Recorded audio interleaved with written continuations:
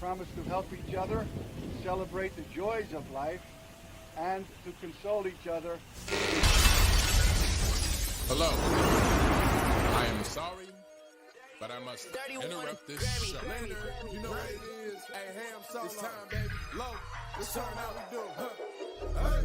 They said, we said we hit. They said, we said we on. They said, we said we strong. They said, we said we gone. We say that you heard right. We say that you heard right. We say that you heard right. We say that you heard right. They said, we said we in. They said, we said we on. They said, we said strong. They said, we said go.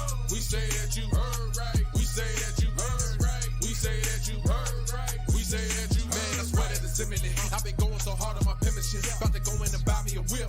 And I pull that shit fresh off the dealership. I can leave you in red like an Xbox. Got me laughing at you like you red fox. Got you chasing Hot Wheels like a matchbox. EA running the game and it don't stop. Super cold like I'm playing for Blizzard. Cut you all in my sights like Red Dead Redemption. Never gonna slip on my pimpin'. Better get out my way, bitch, I'm on a mission. Really ain't no competition. I'm steady grilling opposition. I'm get up and ready to win. They can play it how they play, but fuck what you say. I'm getting this money today. Last of us like a dying breed. Down the ride like a noble steed. Fatality moves, I make it bleed. That's on any game, that's on any screen. Shut up and give me your money. They said we so lit. Even if I take an L, we coming back just to show that we don't quit. They said we said we hit. They said we said we on. They said we said we strong. They said we said we go. Yo, what's cracking? I'm back. Welcome to TSWS Gaming, and then also today's episode of BullSittin, which is including me, Ham Solo 05 Gaming, Matt Likes Games, Cozy Beluga. Hopefully Mental 9R shows up. I don't know where he is. Loke is out sick right now, so he ain't gonna be able to join us this evening. I just got done showing Matt and Cozy why he can't show up, and he ain't that was terrible. Not doing so hot right now. I'm not gonna, I'm not gonna bust him out like that in front of everybody else, but I definitely had to show Matt and Cozy what's going on.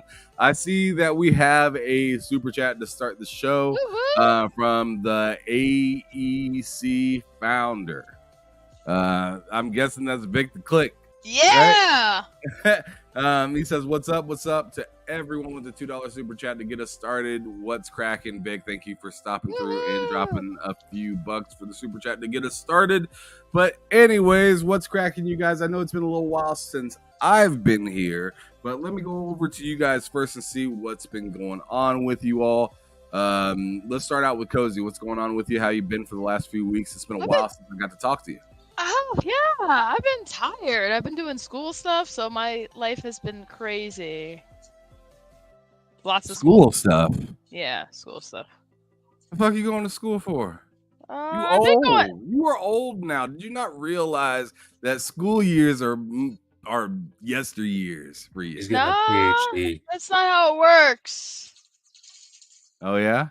Yeah. What are you going to school for, though? Software engineering. Software engineering. Oh, man. Good luck. That sounds like some pretty tough work right there you got ahead of you. I wish I went to school for something useful like that. I mean, right. I went to school for fucking business, and I got nothing. I went to school for photography. I got the least as long as valuable you enjoy degree your here. time, but the reality is, business is like one of those things where you kind of don't need to go to school for it. No. In fact, now that I know what school is like, I'm excited for my daughter to grow up, because I'm gonna be like, no, you don't have to go to school, just choose what you like first and then go to school based on that. Yeah. I definitely didn't learn that way. My era of time was just go to school. That's just what everyone did. Now everyone's in a better position. It doesn't matter if you know what you want. You'll figure it out while you're in school. No, that's not how it works. We'll figure it out while you're piling up crippling debt. There's really no limit to what you call it, especially when I found out to be a NASA intern, you can't even be young. That's wild. interesting. That's interesting. You can't even be young to be an intern. That's different. All right, Matt, what's cracking with you, brother? What's been going down? I mean, I know that I still talk to y'all all the goddamn time, but But I haven't been on a podcast with you other than just this last Tuesday in a while, or not Tuesday, just Wednesday. Past Wednesday, yeah. Gotta Yeah, catch and we up. changed the time of that and everything. So what's been going on with you, brother? Not much. Doing pretty good. Playing a lot of, First Descendant mostly, and then Cyberpunk. But outside of gaming, just we're pretty good in general. A lot better than in a while, which is awesome. So I've been doing well, man. Awesome. All right. So as for myself, I guess I'll just ask myself that question. How you been doing, Ham? I've been all right. I've been doing pretty good as of lately. In particular, just took a little bit of a break from podcasting and everything like that, and it seemed to do good. Like, I got a little job thing that I'm looking into, about to start here shortly. I got a new truck that I just wanted, not What really. kind of for the truck? job. It's just like it's an Avalanche 1500. So if you're familiar with the Chevy Avalanche, it's that's the vehicle that I got. It's pretty nice. Okay. It has some nice additions to it. Got it from the in-laws, so I know they took good care of it. Okay. So I thought that was pretty Cool. cool. And plus plus they both run a mechanic shop, so it's like kind of nice, right? They have a few extra additions that they added to the car that makes me pretty happy. Nice. But other than that, and the job thing and whatnot, just trying to do more physical therapy. Also, just be a little bit more healthier with some of my choices as well.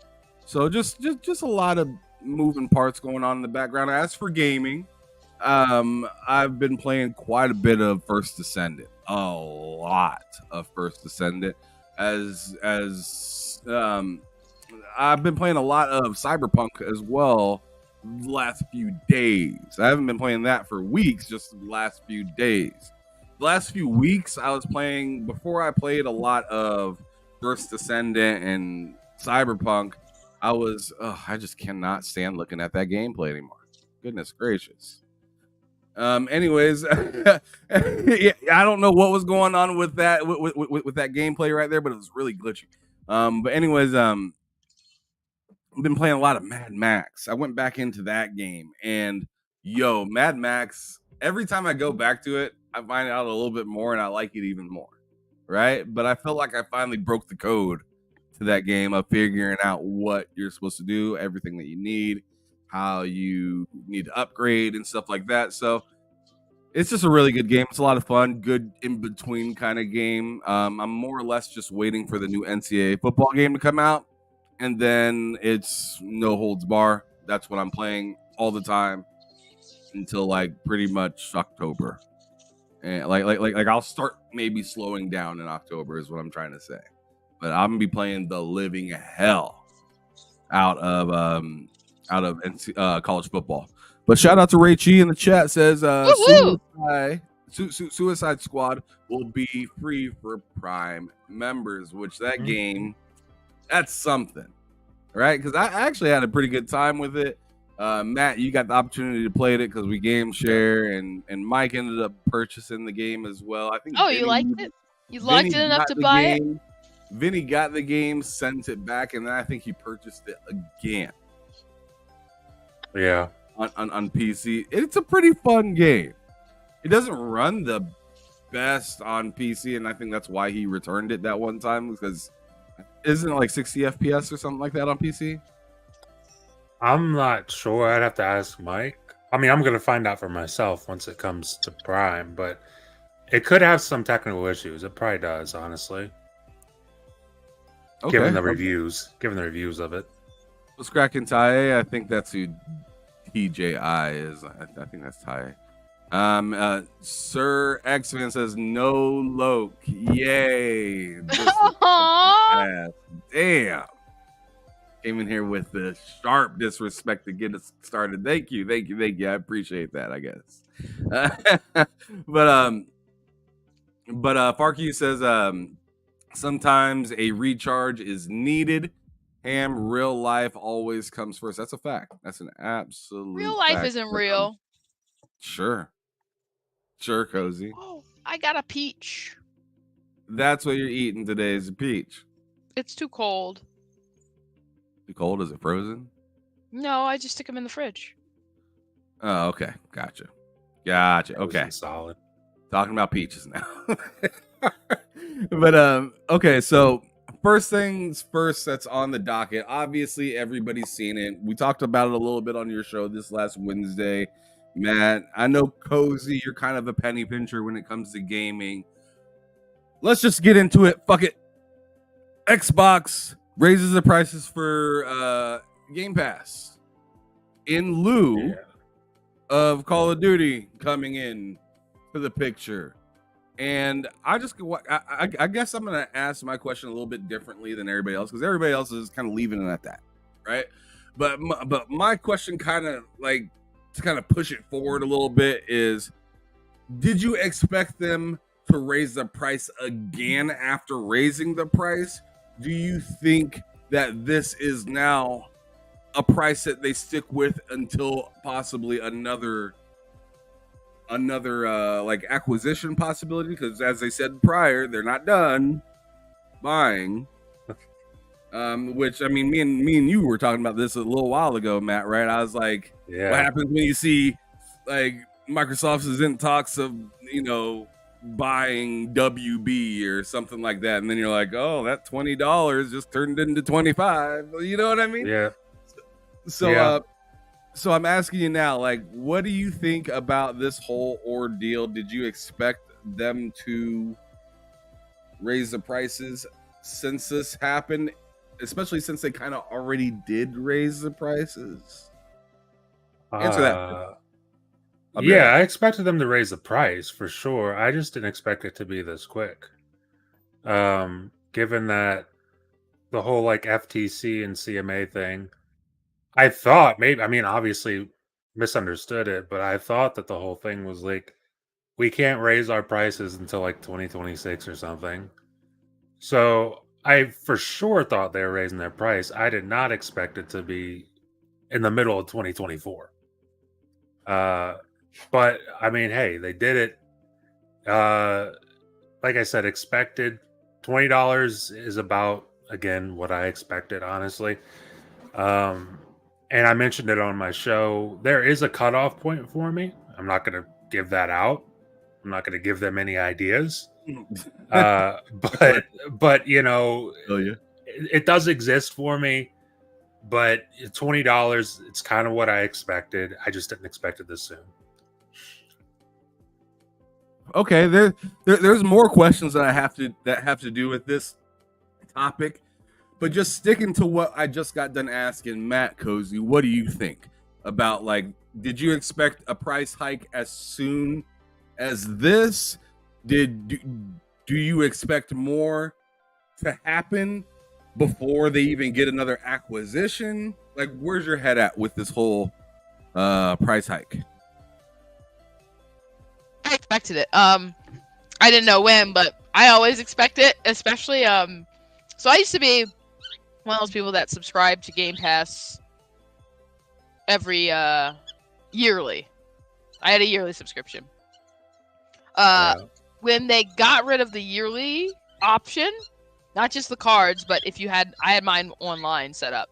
When they got rid of that, I was like, well, there's going to be a price increase every day. It took like it was like 2 years after they got rid of that they actually increased the price. But I'd been expecting a price increase. So I am not surprised. Remember, companies are not your friends. Facts. What was the other part of the question? No. Okay, so I'll just take it from there. So in my opinion, yeah. So I expected them to raise the price. I mean, obviously, I thought the last price raise almost felt like, oh, we're finally catching up to raising the prices of giving you something, or like raising the prices more or less because of Bethesda. That's the way I kind of looked at the last one, right? Mm-hmm. Okay, we're raising the prices for Bethesda. Now this one, we're raising the prices for Activision, right? So that's where I kind of get my, all right, the next one's going to be what, like 25 or 20, 22, $23 or something like that, right? If they get like a WB or something like that, another big piece that they could possibly continue to add stuff into Game Pass with. That's kind of where my head was kind of going with it. I don't really see, I could be totally wrong with this, but I don't really see them increasing the price again before something else big happens. Right? I think they kind of want to go with the trend of, we made move, now this is why you pay, instead of just pay more.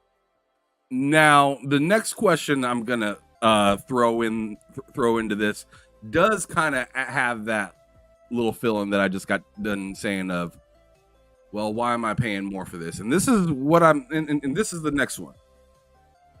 The regular tier of Game Pass now does not have the games in it. Excuse me, it has the games in it, but it doesn't have day one games, if I'm correct. Excuse me for my lingo, you guys. I just haven't really been talking about all this stuff too much as of lately, but like, I gotta ask you, Matt, like, what do you think? Or actually, let me go to Cozy this time first. What do you think about the new kind of stipulations and stuff like that, or flat out the new price for just being able to play online? And I got a secondary question to add with that. What do you think about people having all those games except the day one games? I think they have the numbers. I doubt there are people with Game Pass that had very many people that had Game Pass console only. I think that's why they can get away with it, because it's like people yelling about this, but how many people actually had it? Okay, so you're saying that, I guess what I'm hearing from you, I'm not saying that you're saying it, but what I'm hearing is that you're saying that Xbox sees that not a whole lot of people are in that lower tier, so they're like, fuck it, we're gonna squeeze them into to the ultimate tier as much as possible, for them to then find this to be almost unnecessary and just pay the extra $5. Yeah. Kind of like, I mean, it kind of reminds me, I guess, and I'm not calling this good by any means, because I think that the pricing scale on it is total shit, and that is there for a purposeful reason. It's supposed to be shit. So you going ahead and just move on to the tier that matters, right? Because it's just like, wow, you're paying almost as much as, you know, the higher tier guys, but you have a lot less. Yeah. And I don't mean just a little bit less, like, no, you just don't have the day ones. You also don't have access to it on PC. I don't think you have the ability to play it on Cloud, like cloud and stuff like that. Yep. And no online. Yep. Well, you have online. Oh, with the $14.99 one, yeah. Wait, Yeah, which one? The new one are you talking about? The $14.99 one. The new plan. Yes. Yes. It would be Okay, that. because initially that was a thing. You didn't have any online with Game Pass console. Yeah, now you do. You get all these games. Really? And here's my and before I go to Matt, I'm actually going to go on ahead and just throw my grievance out there. My personal problem with this. And like I said, I see what they're doing. They're squeezing people to try to go straight into Ultimate and just say, "Hey, this is stupid." Right? Don't do it, but it's here. You can do it if you want, but don't. I just think that, like, you giving all those people that are just there for the internet. So, like, let's say you want to play, and me and you, Matt, talked about this for a little while, actually. Like, let's say that you bought an Xbox or whatnot, and you're like, I just want to play online. I just want to purchase Call of Duty and play online. Well, then you're paying $70 upfront initial cost to buy the game, and then $15 per month for online, compared to if you just got Game Pass Ultimate, you'd only be paying that $20. There would be no $70 upfront cost because you got Call of Duty and you're just looking to play that, right? Yep. So, I mean, that's just, to me, that just kind of stinks because it's just like maybe that person's only trying to play Call of Duty and maybe a couple free-to-play games. That person has all these games in Game Pass that they don't give a shit about. Yeah. You see what I'm saying? And so I'm surprised they didn't make the just playing online tier without all the games a thing. Like, I thought that they would literally just have the online version of no games, but you can play online and you can buy just all your games a la carte, and then just the ultimate thing. To me, that would have made sense. Just having those two things. Do you want to just play online, or do you want everything? But instead, they're like, here's most of everything and online, and you have to have this whether you're a big time gamer or not to even play online. And that to me is what kind of stinks. It stinks for the ultra casual that just really just want to play a game. Yeah. That's online over and over. Yep. But Matt, what are your kind of thoughts upon this specific new piece of the service? This is Xbox giving you an option without really giving you an option. Giving you the illusion of an option. Pretty much. Saying like, yeah, there is this cheaper thing, but really there's no point in having it and you should just buy the more expensive one. Pretty much is kind of what this is, which is like, I don't know. That, like, for me, I'm already locked into Ultimate. Like, it doesn't bother me. I expected the price increase. It sucks. I didn't expect it this early, but it's like, whatever, it's $3 more. I'm not going to not have Ultimate. I use it every day. It is what it is. But like, if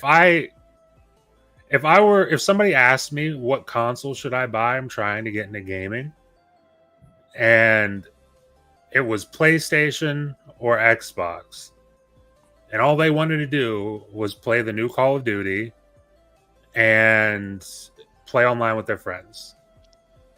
It's tough to say you should get it. You should get the Xbox. It's honestly tough for me to tell them that, which stinks. Yeah, that really stinks. But it's like, I don't know. That's kind of the position they're putting themselves in right now, and it's, you could say, I mean, from a business standpoint, it's smart on their part because, like Cozy said, they know people aren't in that low tier anymore. So it's like anyone who's still in that low tier, well, now you're going to move to Ultimate. And if you don't, then don't. But like, you probably will. You probably will. And that's kind of their business plan, and that's what they're banking on. And I don't know. I guess time will tell to see how effective it is. I guess we'll really see how effective it is once Call of Duty launches this year. We might even be able to get a little bit of a taste of how effective it is once Modern Warfare 3 launches into Game Pass this month. So we'll see about that. But like, I don't know. That whole new tier just kind of rubs me the wrong way, honestly. Yes, sir, X-Man with a 12-month member chat. Appreciate you for being around so much. Remember, you guys can also become members for only $2 per month if you want to. Totally up to you. You don't have to, but it's always appreciated. Sir X-Man says, I wish people would stop crying about $2. Really? What does he mean? What are you in reference to? I think he's talking about the price increase to Ultimate. My problem with the price increase is if it bothers you that much, you will drop it. That's what you do. People act like it's gaming. It's not buying eggs. Right. You don't have to just suck it up and do it and do it. It's not like it's an essential. It's not like that's your only option for gaming. That is a fact. And one thing I wanted to throw out there is like I'm very much in the same boat as Matt. He said that it doesn't really matter. I already have Ultimate. I feel the exact same way. For me personally, it doesn't really matter. I just don't know how the casual audience is going to take this. And for me personally, I don't personally feel like it's a really good look, and I don't really feel like they made the best adjustments for the lowest tier. But as I literally just got done saying, it doesn't bother me because I'm not on the lowest tier. I'm on the higher tier, and I see value in what I'm getting still to this day with that highest tier and all the things that I can do with it and all the different ways that I'm able to play. So this wasn't a moment of like, I need to rethink having Xbox or having their subscription service. It just told me that, oh, I definitely don't want their low tier stuff. Like it pretty much says that there is no other tier to go with at this point for me. If I were to make an adjustment 2, 3, 4 years down the road and they still had the tiers the way they do, I wouldn't be adjusting to the lower one. I'd either have what I have or don't have anything at all. Yeah. And that's kind of all I'm saying. There's no great downgrade in this situation. And if I were to kind of think of this like against the PlayStation Plus tiers, if I'm being a little honest, like, I don't really give a fuck if people are salty or whatnot about my opinion. I just think that like the way they kind of have their tier set up makes a little bit more sense. A lot more sense than this one in particularly does.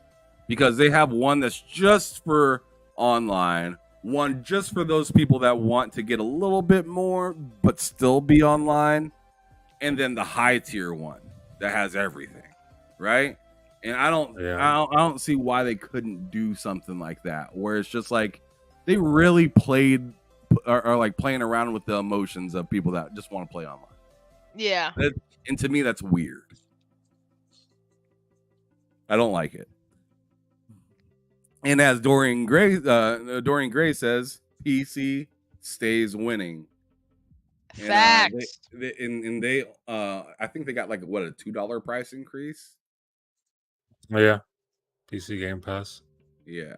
So. But because the thing is, they can't do the same thing they can on console. Console gamers will forever be at the beck and call of the manufacturers.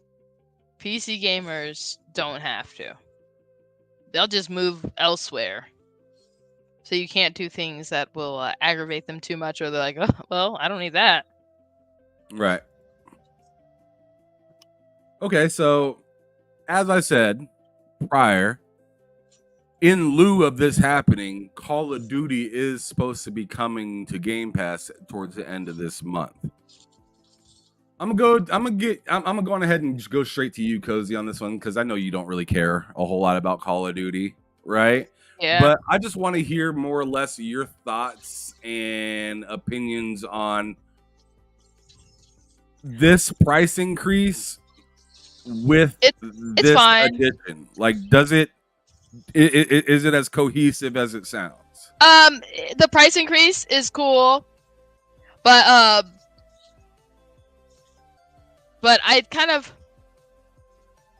kind of like indifferent, because here's the thing. I feel the same way. The price increase is going to happen no matter what. And I'm not one of those people that's like, well, I don't play Call of Duty, so why is it increased for me? You know? I can handle everything isn't about me. Every game isn't for me. So I don't have to be like, oh well, I need all the games to be games that are just games that I'm interested in playing. Okay, so you think that's fine then? How about for yourself, Matt? I mean, in terms of Call of Duty, like this month, you're talking about the one this month, right? Yes. Yeah, I mean, having this coincide with that is, listen, like I said, I'm never going to advocate for a price increase. I can see why they did it. And Same. like I said, like we're going to find out, or they're going to find out pretty quickly if I don't know what the term would be, means justify the ends for that, of like, hey, we increased the price, but we're also going to put this year's Call of Duty in there. And the next year's Call of Duty is also going in there whenever it releases. So we'll see they'll see how successful it is for them whenever it drops in there. But I would be interested to see, like, once, I don't even know if we don't even know the date that it drops in there, do we? We just know it's this month. Yeah. I believe. I'd be interested to see when it drops in there. You know, because Phil Spencer loves to do his tweets about, oh, we had this many people engaged with this game when it came into Game Pass. I'd be interested to see if there's a tweet like that for Call of Duty, because I'd like to see how much those numbers go up. Okay.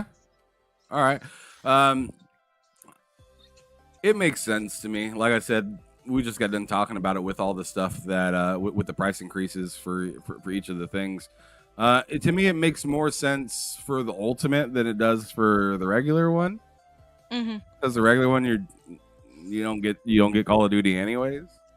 So it makes total sense for Ultimate to me. Call of Duty's that kind of a game where it's just big enough to be like, all right, well, you come on in here, we could raise the prices a little bit and not have as much of a like a big drop in people or something like that. Yeah.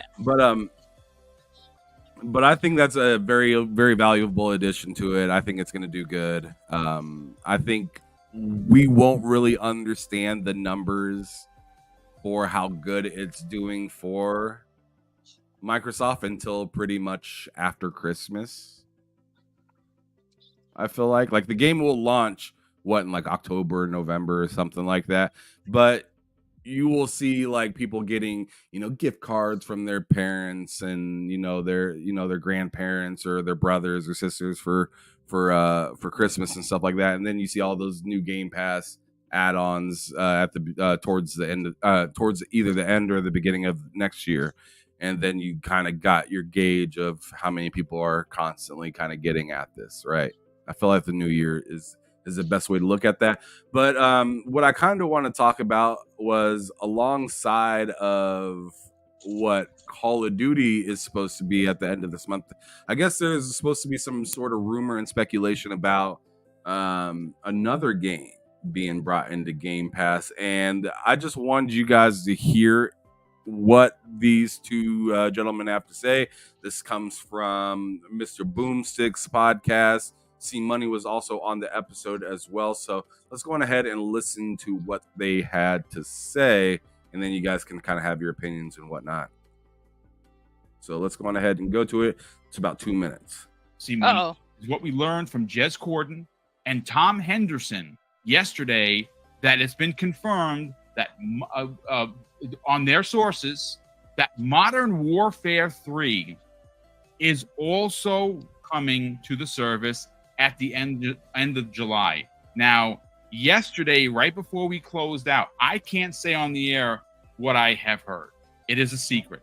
I am not going to break trust with the people that told me. I heard it too, boy. Keep it to yourself, C Money. Because if what I heard and what C Money heard, and Kay Asante, and Paris Lily, and Hargeet Chani, I'm gonna tell you this right now, folks. I'm telling you this right mother effing now. It's gonna break the internet if true. It is going to snap the internet in half if what we heard is the last game launching into Xbox Game Pass, Yes. it is going to break backs like Batman and Bane. Yes. But listen, see, They are really into it. I Yeah, they really are. feel this publicly, so I will throw a hint out there. What I can say is so vague and so small, you're not going to get it if you 100 guests. But I can tell you one thing: it is going to be the last game, the biggest game, released in July for Xbox Game Pass at the end of the month. And all I can say is that it's playable on PC and PlayStation and released this year. That is all I can say. So run crazy with it, folks. Figure it out. I can't say any more than that. I've been sworn to see, but I'm going to tell you again. If the rumor that I have heard is true, it is going to literally snap the internet in half. Okay, so there's that. Yeah. They're very passionate about this. Yeah, they're hyping that up. And I gotta ask, what do you guys think this may be? Because my like just going into it, and I kind of agree with the post that the person had. They said Helldivers 2. Yeah, That's kind of what I was thinking, because they said the huge game that's on PC and PlayStation right now. yeah. And obviously Final Fantasy isn't there. No, it's not Final Fantasy. The only thing I can really think of is like Genshin Impact or Helldivers. I mean, And the way the Helldivers numbers have been looking as of lately would have me think that maybe Sony wants some money from somewhere else, because that game is dying fast. Like it's not like on its last leg or anything. Keep in mind, it still has like last I looked, like 20,000+ people playing. Yeah, that's still good. Which is much better. I mean, that's better than Halo right now. And we're not saying Halo's dead. A lot of people are saying that, but not me in particular. I don't think it's dead. I still find Halo the is game dead. in Halo. I'm I still sorry. find the game in Halo relatively fast. It's dead. No one's playing it. Cozy's trying to hold her smile while she says that. That's great. But anyways, what games do you guys think it may be? And Rachie, it can't be Peppa Pig because we already got that on Game Pass prior. dude, I mean, Sequel day one. what's that? You cut out. The Bluey sequel. I think we're gonna get that day one. Wow. Okay. I legit don't know what it is. But you said Genshin Impact, and dear God, I hope it's not Genshin Impact. Because the way they just sold that, I know a lot of people would be excited, but the way they just sold that, if I found out it was Genshin Impact, I'd be severely disappointed. Yeah, for the way that they were hyping it, I feel that. I mean, Helldivers really is the only. No one's hyping that right now. Exactly, like the only thing, like Helldivers is the only thing that makes sense. I was thinking Stellar Blade, but that didn't release on PC, right? So,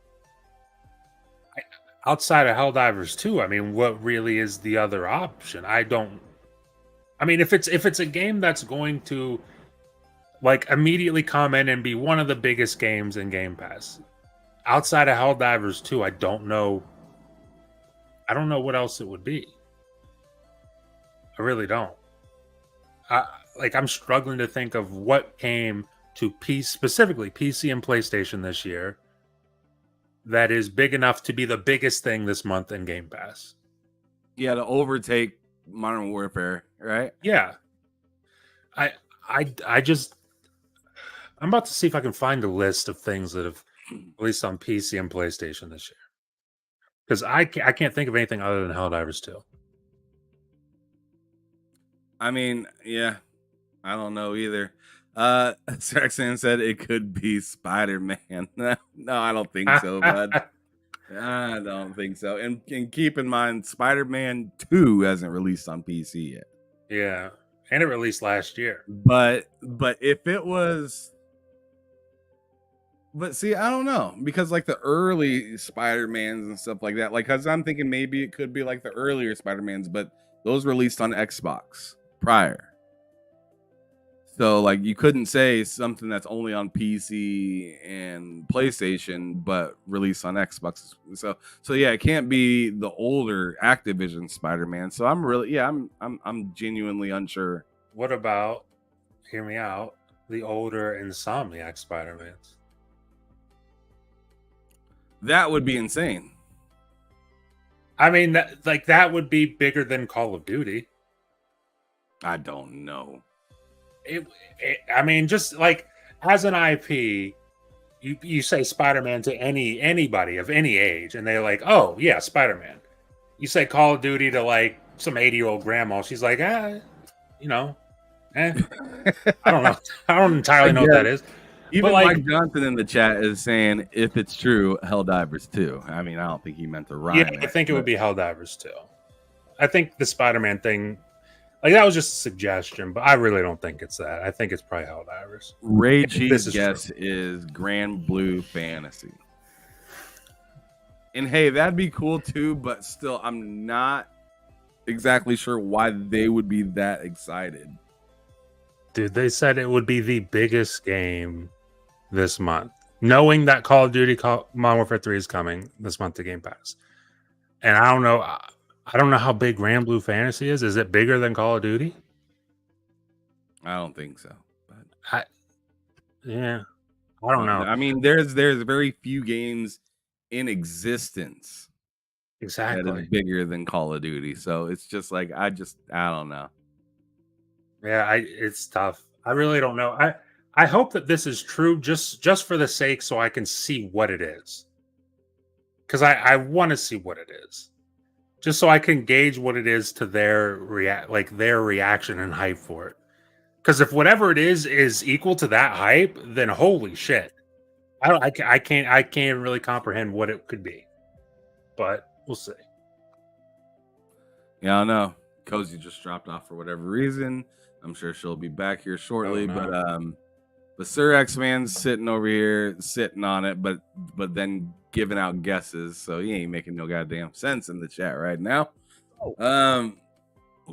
Let's go on ahead and just move on to the next thing, because I literally don't know what this could be. And Mike Johnson said God of War. He's out of his mind. Yeah, that's not bring him Ragnarok. I don't think anybody's thinking. There's gonna be Horizon Zero Dawn. Watch it be Zero Dawn. No, at least it's the good Horizon and not the terrible, awful one. Forbidden West. Dude, fuck that. That game stinks. That game is terrible. Don't need that on Xbox. Fucking great. Oh man! All right. It's the Lego Horizon game. Probably better. Okay, yeah. So, X-Man, you can tell me after the show then if you want to. If you want to get off your chest, I ain't gonna tell nobody. But it'd be pretty interesting to know. But let's go on ahead and move on to the next topic, which I have right here set up, which is Sony opens up the Concord Early Access Beta to all PlayStation Plus members.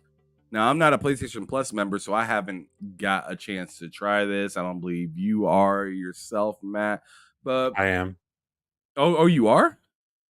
A PS Plus member. Remember they charged me for a year? Oh yeah. After I thought I canceled that auto renew, right. They hit me for another year. Bud, you are in the club. Well, I'm in the I'll club tell you. too then. Oh shit, because we game share. I'm in the I club. guess so. I'm in the club. Okay. Why don't you download that? Give it a shot tonight. I think I might. I think I just might, man. There you go, bud. I think I just might. I'm gonna probably have a really bad time because I'm not looking forward to doing it. So, like, Man. I don't feel like I'd be the right person to ask how to feel about this game because it's it's not even like I don't really like Overwatchy type of stuff at all. At all. Like the only game that I got into that was anything like Overwatch was Paladins way back early in the Xbox One era. I really enjoyed Paladins. But I got over that kind of quickly. Cozy, what is your kind of thoughts on Concord early beta, coming out and whatnot? Matt, have you seen anybody's thoughts or talked to anybody that's played this game yet? I think as long as it is decent enough to maintain a small but consistent player base, at the very least, it'll be good. Do you think it's gonna have a really hard uphill battle to go versus something like an Overwatch with all the problems and stuff that they've had in the past? I think depending on what they do with the game, it could be something good. But if it's just like the same more hero shooter, then it will succeed as long as it just fills its little niche as another hero shooter. All right, your thoughts, Matt? I think it'll be tough. I mean, how long was the closed beta? Wasn't this a closed beta? Or did they just say screw the closed beta and just open it for everybody? Is that what this is? That I don't know. I think it's. I don't know, but I think it'll be tough. I'm not saying it's impossible for the game to be good. Maybe it comes out, it's good, it has its player base, and it flourishes, and that would be really cool. That'd be the most ideal outcome. But I just think when you're charging, I think the price for that game is either $40 or $50. I can't remember. And your main competition is I can just see a scenario where it's hey, this game Concord's really cool. Oh, really? How much is it? $40, $50. But shouldn't we just play Overwatch? Because that's free. Mm-hmm. That is a thing to think about, because I didn't even put those two together. Overwatch is free. It's free to play. So many free games options for this genre that costing could cost them, but at the same time, if it's good enough, and as long as you have a consistent, small, steady player base, even if it's smaller, there's this idea that every game has to catch the world on fire, which is not true. As long as it can catch enough people to maintain its operational costs, I honestly think Concord could do something that Overwatch failed to do and give us a PvE mode. That could be something to look forward to. I don't know. We'll see. When I first saw Concord, I was like, that looks like Destiny, but instead of Destiny, they made it a hero shooter. And I like the idea of the gameplay looking like Destiny, but I don't love hero shooters very much. So, I mean, we'll see. I guess it wouldn't hurt to try it out for myself. But, I don't have a lot of high hopes, is what I'll say. I feel like it's kind of weird that we compare that game so much to Destiny. Meanwhile, First Descendant came out, which is very similar to Destiny as well, but also Warframe. Yes. Right? And it's just I feel like we'll get to see what people are more into more, because I feel like Concord took the Crucible aspect and made a whole game out of it. Yeah. Where First Descendant took the whole raid idea and made a whole game off of it. Yeah. And it's going to be interesting to see these two paths now separated, but seemingly starting from kind of a Destiny-ish platform. So I think it's just going to be interesting to watch. I do agree with you, Matt, on the $40 thing when there's a free, First Descendant's free. Overwatch is free. Paladins was free. You Like- know, there's a lot of hero shooters that are free now. Like, how are you gonna, like, I'm expecting you to have a flawless service if people are paying for this game. Yes. This would be like equivalent, like let's say in this alternate reality, Call of Duty multiplayer was entirely free to play. And then X Defiant came out and said, hey guys, we're $50. It's like, well, why would I do that when I could play the more popular, more supported free to play game? I don't know. We'll see. I hope it goes well, and I'll try it out tonight or something, and maybe it's great and I just being cynical. Who knows? It's possible. I don't know. I think it's a pretty interesting thing. But it's just not in my genre of things I like to play. So it's just not for me. I'm not going to sit here and say this game's going to be absolute shit. Don't try it. I'm saying give it a shot if you're into shit like Overwatch and whatnot. And I mean, right now, if you have a PlayStation, it's free to give it a shot as long as you have a Plus subscription. So I don't got shit bad to say. I don't know if all of you came here to hear me talk some disrespectful shit about it, but that ain't happening. The next thing I do want to talk about is the PlayStation Plus's category catalog expanding for July. Or is this for July or for August? I don't know. I think this is for July. I think so. So they got Remnant 2, which that game is bitching. So get down on that game. That game is dope. That's coming out for PlayStation Plus as well as Final Fantasy Crisis Core. That's coming on. I don't know much about what is this? Mount and Blade 2? Or Mountain, is it Mountain Blade or Mountain Black? Yeah, it's Mountain Blade. Bannerlord. I don't know much about that sounds game. familiar. Because I feel like they give a lot of like freebies away for that game.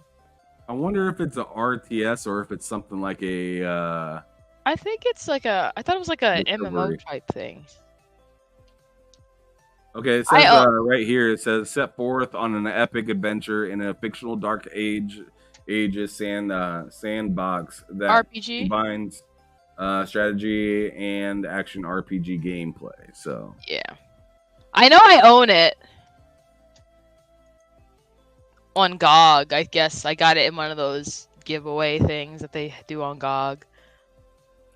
I'm gonna tell you right now, right here, the Jackbox Party Pack 9 is out on PlayStation. I'm gonna redeem that for sure.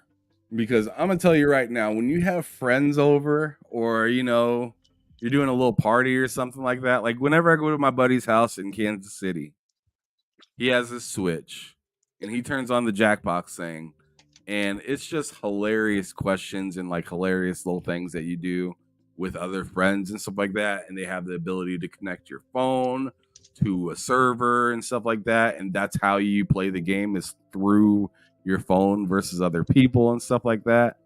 It's a good time. I definitely highly recommend the Jackbox Party Pack, especially if you have friends or family that come through and you like to play games with them and stuff like that.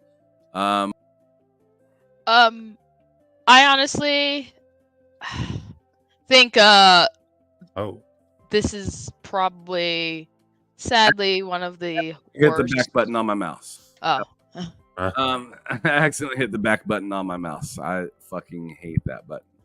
But anyways, going back to the catalog, I was just saying what's cracking to my cousin Matt. I seen him in the chat. Woohoo. But they also got Pathfinder Wrath of the Righteous coming out. Yay, for Pathfinder? PS5. I don't know anything about that game either. I'm not into that. But it's a new epic RPG from the creators of the critically acclaimed Pathfinder Kingmaker. Explore the natural good and evil, learn the true cost of power, and rise as a mythical hero capable of deeds beyond mortal expectations. That's all I'm reading of that one, because If you like- I'm energized for it. Like those isometric type RPGs, fantasy RPGs. It's a good one, but yeah. No doubt. Then we have No More Heroes 3 coming out, as well as Travis Strikes Again, No More Heroes Complete Edition attached with that.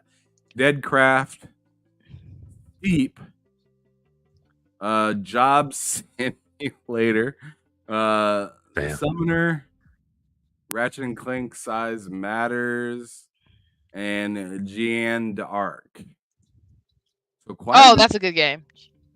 quite a bit of games, even a classic, even some classics in there. I like that they have the old Ratchet and Clank up in that joint too. So not too bad for this month for PlayStation Plus. If you're on the PlayStation platform, these, for the most part, like I said, the only thing that I'm really interested in, for me personally, is the Jackbox Party Pack, because I already own Remnant 2. I'm not really that much in the Final Fantasy, and I don't really care for that much of the other games that are there. So I think it's a good month, but that's the game that's for me in that month. What do you guys think of this compilation of games? I'm going to go to you first, Cozy. It's a decent variety. Every time I feel like Jackbox 9 is probably one of the weaker ones. Maybe weaker Jackboxes. Sure. But it's a Jackbox game, and there's like, at least there's 2 games that I think in that one that are pretty good. Remnant's cool. Some of the games look interesting, like games I try. I like No More Heroes. And the Deadcraft seemed interesting. But in general, honestly, I feel like the problem I have, and like every time they get a game, I'm like disappointed that we don't just get a local version of Up Your Arsenal. Every time we get a Ratchet and Clank game, that's like all I would ask for, is just like a PS4, PS5 version of Up Your Arsenal. It's the best game in the entire series. Okay, Matt, you see this list here. I'm going to Yep. ask you a question a little bit differently. Does this Sure. make you want to go turn that shit on and get it cracking? Not really. Come on. I have Remnant 2 on 2 different platforms, by the way. Which would be the game I probably care about most out of all of those. I don't really care about Final Fantasy. What? This is a great month objectively. For me, subjectively, this is not a good month, because I already have Remnant 2. I don't care about Crisis Core, and the other games aren't really up my alley. So, for me personally, not a great month. But I can see how objectively it probably is a great month. Fair enough. Well, the next topic I have, as I get it ready to be put up on here, I want to say this should be a pretty fun one. Uh-oh. Fun as the All time I had with your mom? Oh. Oh yeah, it's gonna be that fun, bud. We played tabletop games. That's fun. That sounds like a nice wholesome time. But anyways, this from Push Square. Sonic Team Boss would love to explore a Sonic RPG someday. And here's what I got to ask you guys in lieu of this topic. Before we answer or talk about Sonic being an RPG, I want you to tell me some games that you think deserve to have an RPG made about it. Matt, I'm gonna go first with you, and those of you in the chat, if you guys have your game that you would love to see as an RPG, go on ahead and write it in, and maybe we'll talk about it. Go on ahead, Matt. What game would you like to see have an RPG that's not an RPG game right now? God, That is really difficult. I feel like there's one pretty obvious answer. Very easy one. My cousin Which- says Twisted Metal RPG. That'd actually be pretty lit. No. Yeah. The easy one I think is Halo. But I mean, Okay. there's a lot of things you could do with Halo that they just aren't doing. So that's the easy one.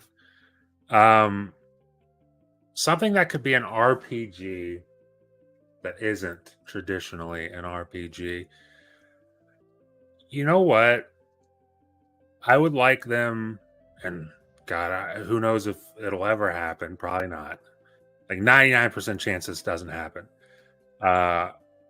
If they could expand just a little bit the world of Prey, the newer one, and turn that into an RPG with immersive sim elements, that would be very. Like a horror RPG?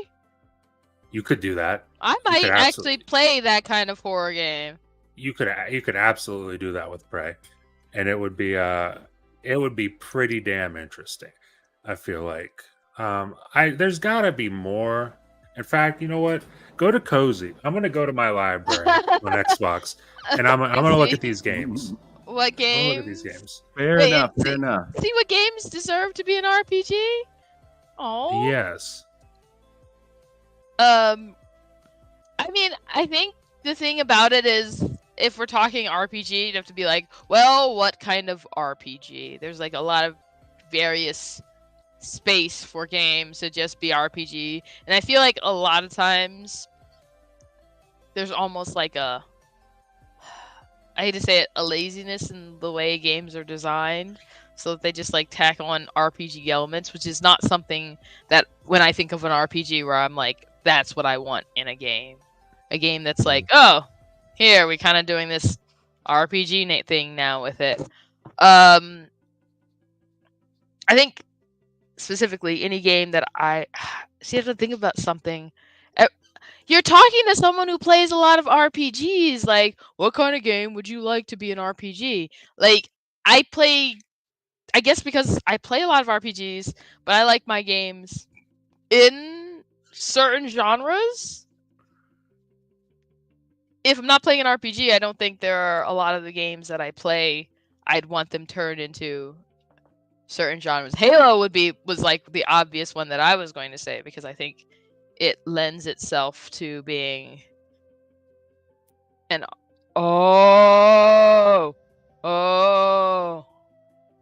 Realization.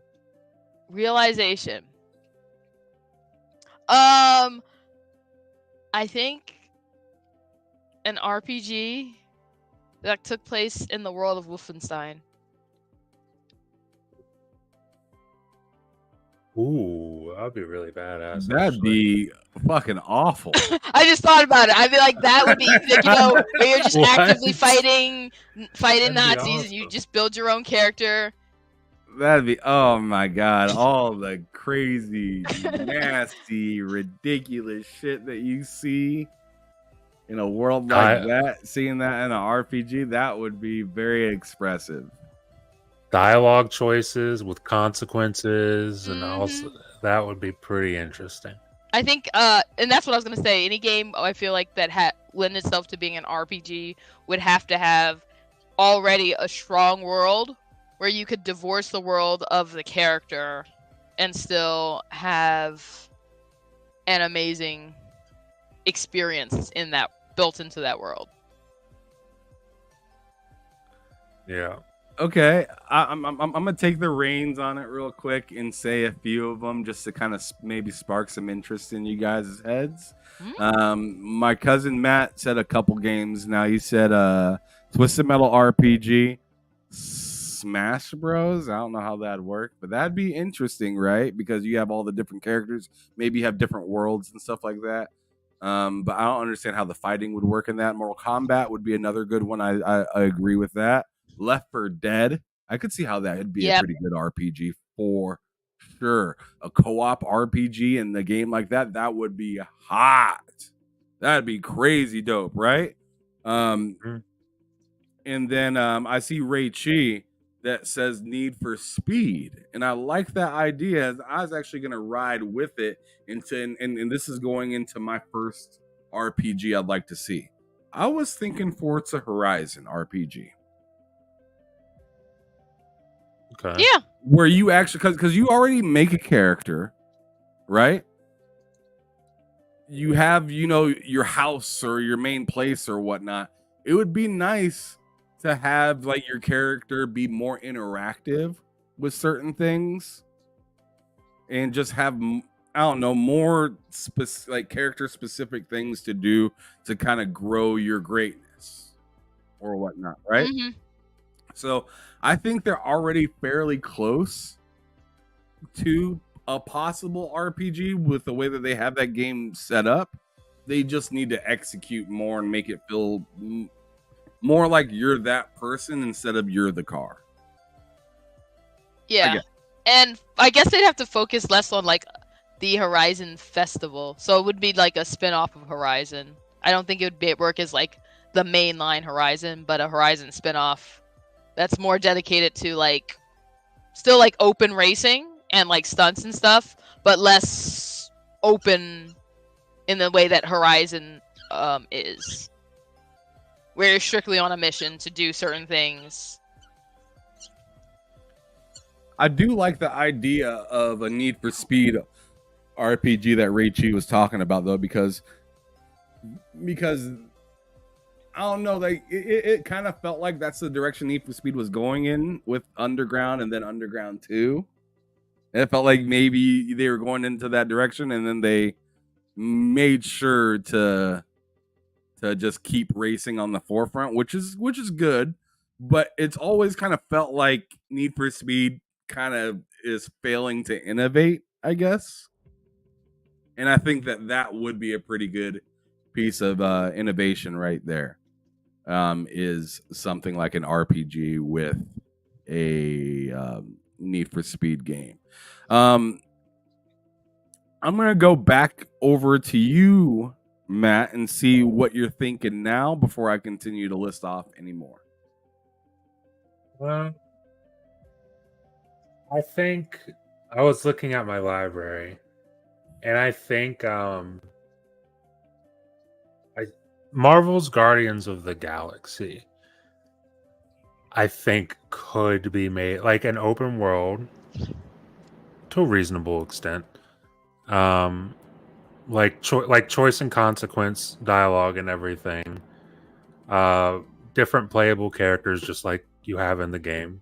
I think of Marvel's Guardians of the Galaxy could be a pretty good RPG. If they chose to do one. Like that's the one that pops out to me the most right How about you, now. Cozy? I don't know. I mean, that's cool and all. I can't say much about like superhero games because I don't really play superhero games. But I think it'd be cool.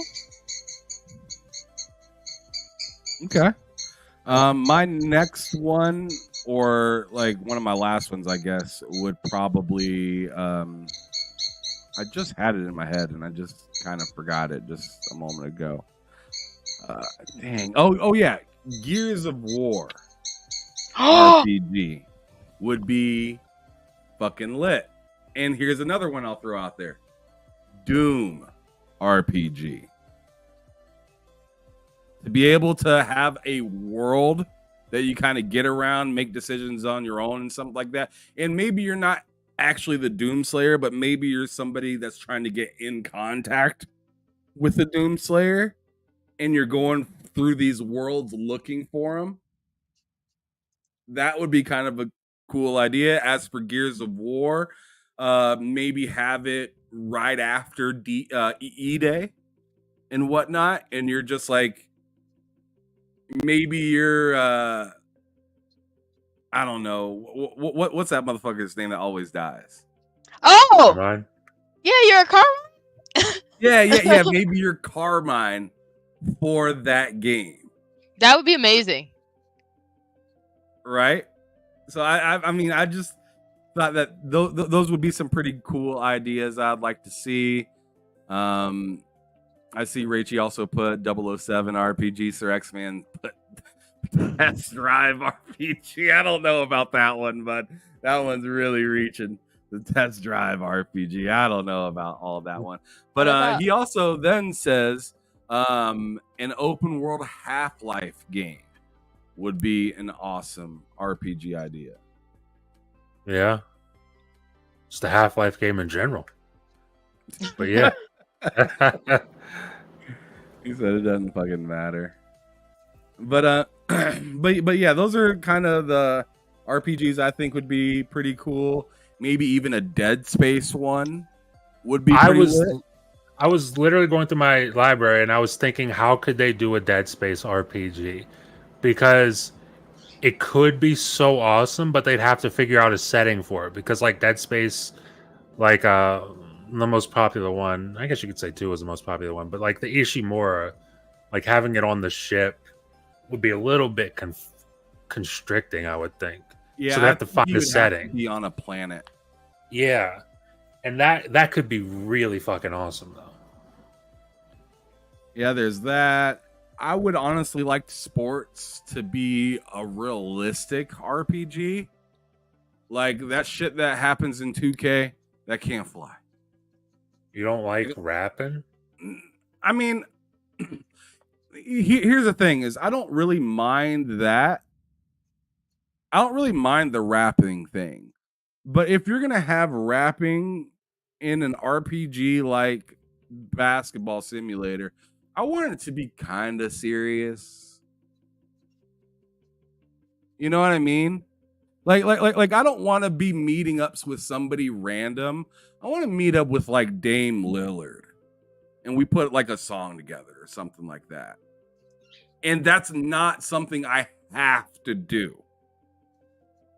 Oh, right? Because you have to. So if I'm like, I don't want to be no fucking cheesy basketball rapper. I ain't trying to be Miles Bridges. Like this is like some basketball bars. Yeah. If you're not trying to do it, you don't have to, but it's like an available thing to do in an RPG, right? So there's nothing wrong with that, right? To be like a Jokic, right? And just be the most, I don't really give a shit about any of this kind of player would be pretty fun too, right? Yeah. To have like a Sims-like experience with basketball, I think would be pretty cool. You get like think of back in the day with like ESPN 2K football, 2K5 football, where you had your own mansion. You would have calls for games to play versus other people. You'd have your own trophy room, your own game room, your own living room that you set up and you purchase the stuff to be there, right? That's what I mean, like a Sims video game, but with football or basketball, where you can live the regular life, but be a star. I think that would be cool if it was legit and not cheesy with a bunch of motherfuckers riding around in fucking go-karts and skateboards and shit like that, and having to do these dumbass pictures with me grinding and doing this cool stuff on a skateboard to get props from people that don't fucking like me. Like 2K basketball RPG pisses me off. Which is so hilarious considering that, like, I'm pretty sure that in NBA contracts, there's like stuff that says, yo, you better not be skateboarding. Right. You can't. You better not be doing that shit. You can't jump out of there. You can't be doing like skydiving and all these other, and like any kind of extreme sport is prohibited during the football or basketball season or anything like that. You cannot do it. If somebody takes a picture of you doing something like that and that resurfaces at all, you're getting fined. Yep. Violate your contract. I don't know that. Yeah, I agree though. The way 2K does it is it's just so corny. To have it be like a realistic thing, kind of somewhat simulating actual life of a basketball player would be pretty awesome. Yay, a basketball simulator. Basketball player simulator. Exactly. I think that would be fun. I mean, really, any of the sports would be fun. I mean, I'd even try it out with a tennis or something like that. Or check this out: the same developer. So let's say they bring back Live, right? Hmm?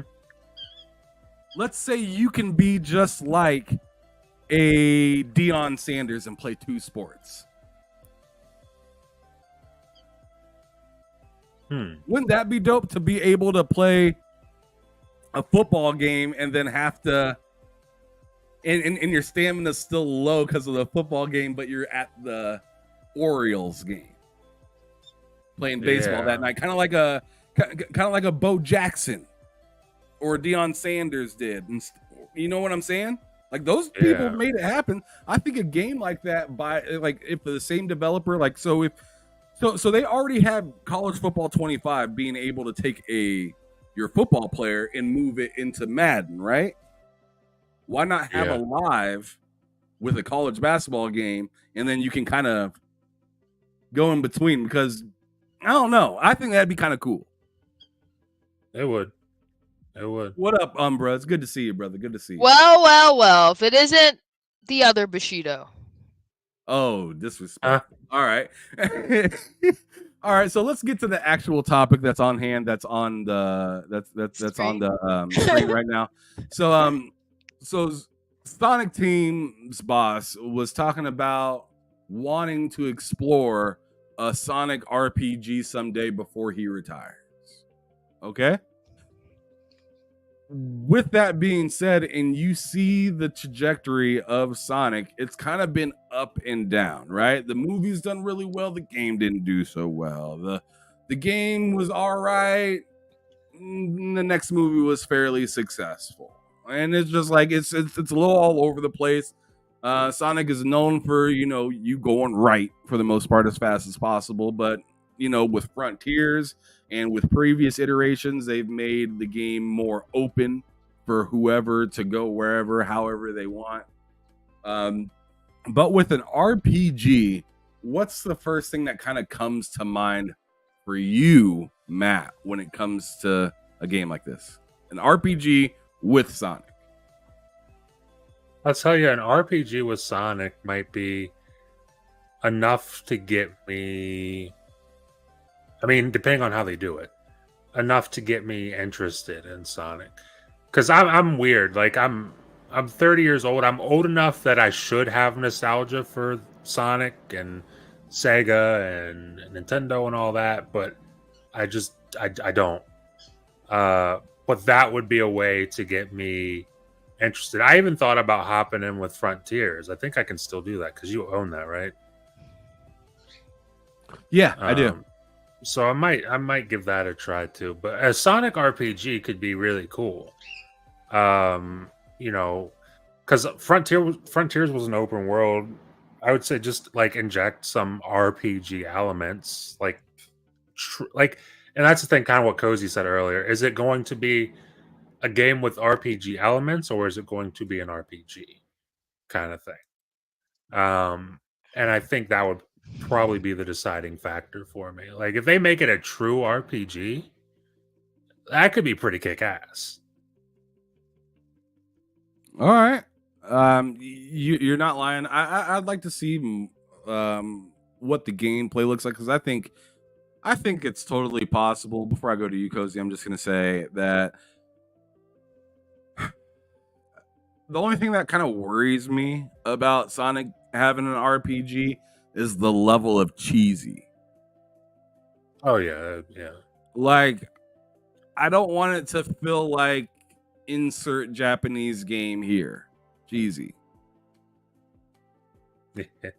Yeah, I mean, I'm not trying to be disrespectful, but what I mean. Yeah. I know exactly what you mean, yeah. Where it's just like, the character's like flopping the hair back and just saying a bunch of nonsense that you don't care about, and this weird worry about nothing. And it's just not exciting. It's just not exciting to consume as an adult. Yes. I hope that they can kind of figure out that middle of like seriousness but still playfulness without it being just really cringy. Yeah.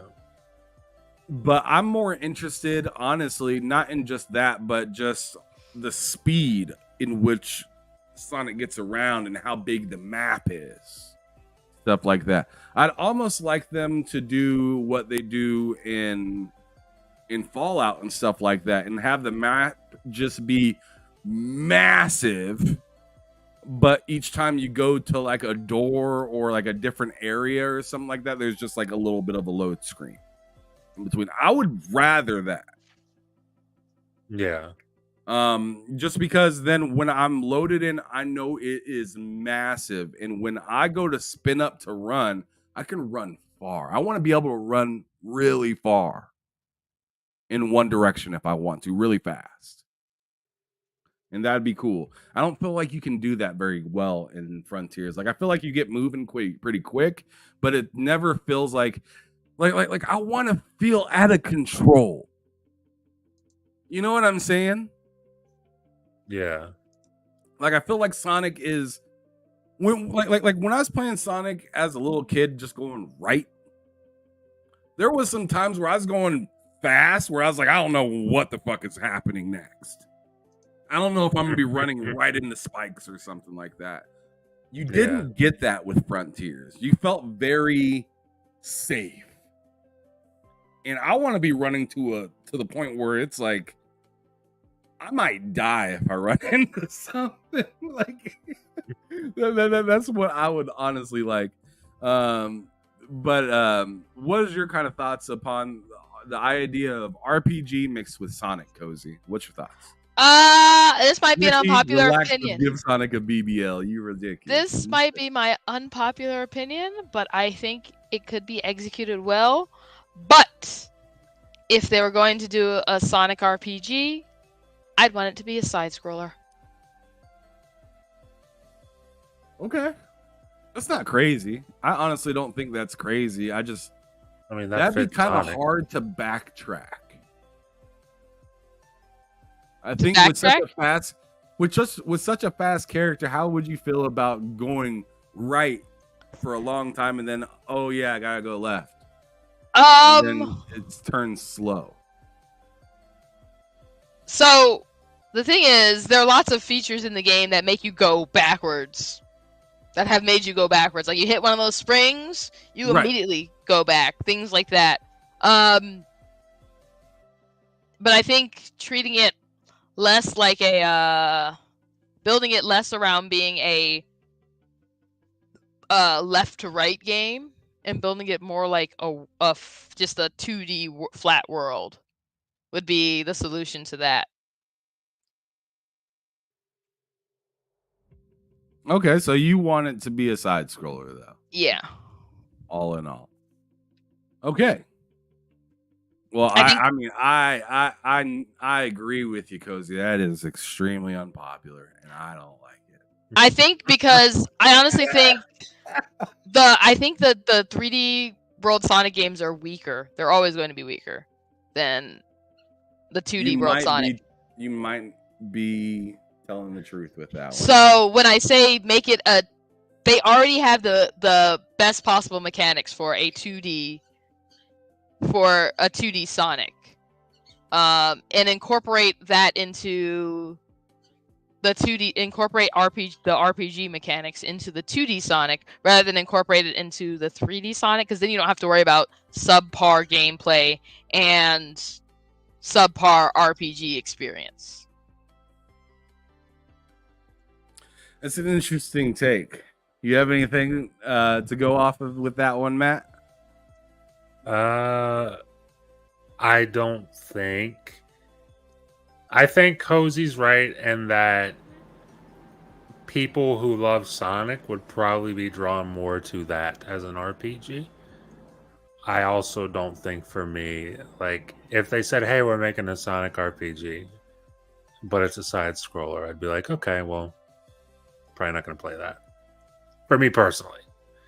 But I do think, honestly, that probably would go over more well than even Cozy thinks with Sonic fans. Fair enough. I'm ready to go ahead and move on to the next topic. You gotta say Um, moving on. What's that? You gotta say moving on. I did. Just like Loke. Moving on. Yeah. Oh, I ain't gonna say it like that. The next one that I had to show for the day was Pocket Pair partners with Sony for new Pal World company. And I had to look a little bit further into this just to kind of understand it. But it says here that developer Pocket Pair has partnered with Sony to form a new joint venture to expand and develop businesses based on its hit survival game Pal World. And I find this really interesting because it wasn't or isn't available on PlayStation at all yet as of right Yeah. now. So I'm wondering, and here's something I threw out a long time ago, that I don't know if it's happening in the background whatsoever, if it has anything to do with this. Probably doesn't, but I still want to throw it out because I find it interesting. I was thinking, I was like, with Power Worlds, how big that game got, and how big Helldivers got, I don't see why they can't do a little tradesies, right? Like, hey, like Power World needs help. Sony, you probably have something that can help here. We see what you did with Helldivers. Yeah. We could help you expand that a little bit more. Like, let's come together and let's do something together. And it might not be that exactly, but that's just what it looks like. Especially with us talking earlier about the exciting game that only came for PlayStation and PlayStation and PC, and then Pocket Pair is here now partnering with Sony. It just looks like something happened, right? But let me continue reading this article. It says a Pocket Pair, Sony Music Entertainment Japan and its subsidiary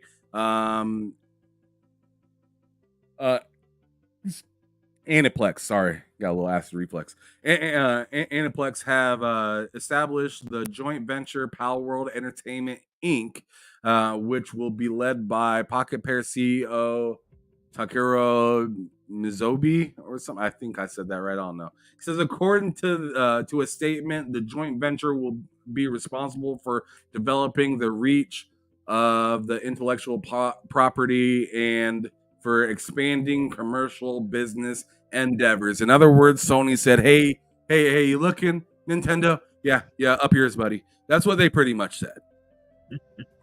We're going to help expand these guys because you guys don't want anything to do with it, and we love getting under your skin. I felt like that's what Sony kind of just did with Nintendo. Anyways, continuing on, it says that includes global licensing and merchandising activities associated with Pal World outside of video games. Yikes! Pokemon, do something. Don't just stand there. Movies, TV shows. But I think the problem is a lot of the Pal World experience is vastly different than the Pokemon experience. And people who just aren't Pokemon players like to compare them, but they aren't really comparable experiences. It doesn't change the fact of the matter that it doesn't look good. It looks perfectly fine. And buying an Xbox isn't the same either, Cozy. But when one's dominating the other, it doesn't look good. No, what I'm saying is it looks perfectly fine. They're two different experiences that offer completely different things. You're in the mindset that you have to compare it. Like, people will have their favorite pals. I don't even know what pals. People will have their favorite Pokemon. I disagree. I wholeheartedly disagree. Because Nintendo wouldn't have got off the seat like they did if it didn't matter. They get off the seat every time someone does something like that and look at it. Not like this. They were trying to figure out ways of suing something. Usually I'm not saying Power World didn't blow up. They move with confidence. Nintendo did not move with confidence when Power World came out. And no, but there's nothing that they can do about it because they were just protecting their intellectual, But the thing is, Power World fills a very different niche. And most people asking for Pokemon to be like Pal World are not playing Pokemon anyway. All right, I'm gonna continue reading this. It says the setup is not too dissimilar from how Pokemon developer Game Freak established the Pokemon Company with Nintendo and creatures to run the Pokemon brand. Pal World Entertainment's efforts will begin with the development of exclusive merchandise based on the game, which will debut at what is that? Billy Beely? I don't know what the fuck that world is. But anyways, in Shanghai, China this week. Notably, despite partnering with Sony, Pal World is yet to release on PlayStation consoles. In March, Mizobi says, no thanks. Mizobi said the company was in talks to bring Pal World to additional platform, released in January via Steam access, early access, and Xbox Game Preview. Pal World attracted 25 million players in its first month, according to Pocket Pair. Pocket Pair launched a major Pal World expansion last month. The Sakurajima update introduced a new island for players to explore, plus new pals and subspecies.